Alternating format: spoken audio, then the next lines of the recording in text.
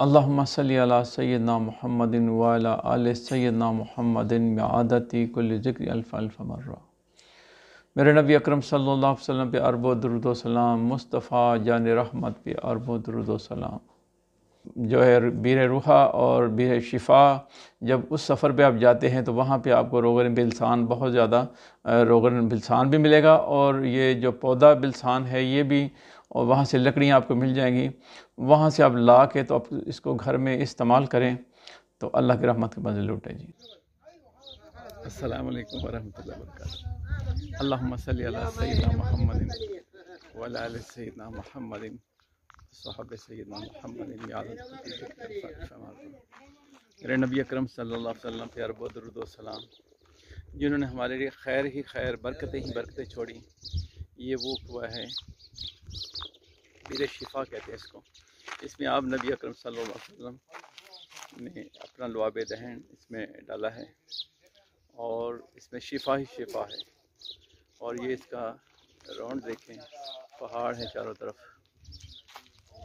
पहाड़ हैं, बहुत बड़ा वसी पहाड़ी इलाका है, और ये बीच में एक कुआं है।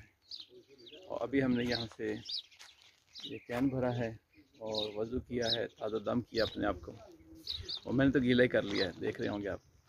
और यहाँ पे ये लकड़ी पड़ी हुई बिलसान ये है, ये बेच रहे हैं। इसमें बड़ी शिफा है, इसमें खुशबू भी है, इसमें ये हमने ली हुई थी, पहले भी ली है। तो इससे रोगन भी निकलता है, रोगन बिलसान जिसको कहते हैं, और इसके बड़े फ़ायदे हैं दर्दों के लिए, फ्लू के लिए, रेशा, नज़ला, ज़ुकाम, खांसी, जोड़ों की दर्द, और जिसको सुदाई मादे हैं उनके लिए बेहतरीन चीज़ है ये।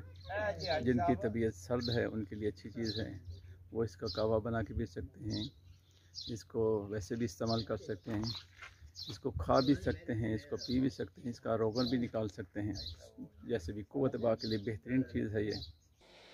तो आज जो मैं आपको इंफॉर्मेशन देने वाला हूँ वो है रोगन बिलसान, और ये लकड़ी बिलसान है इसके बारे में। वैसे तो इसके बहुत ज़्यादा फ़ायदे हैं, अनगिनत फ़ायदे हैं, लेकिन आप इससे जो फ़ायदा ले सकते हैं और इसके लिए जो आपको चीज़ें आसानी से मिल जाएं वो हैं, और इसको इस्तेमाल करें, और इंशाअल्लाह ताला बफ़ज़्ल खुदा अल्लाह की रहमत के मज़े लूटें।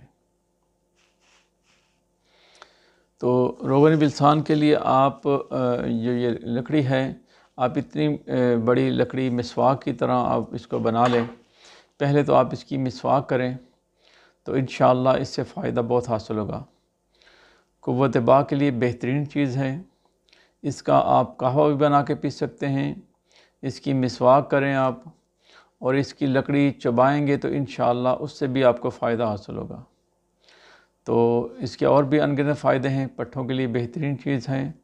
इसका आप ऑयल घर में भी निकाल सकते हैं, निकालने का तरीका बड़ा आसान है इसका।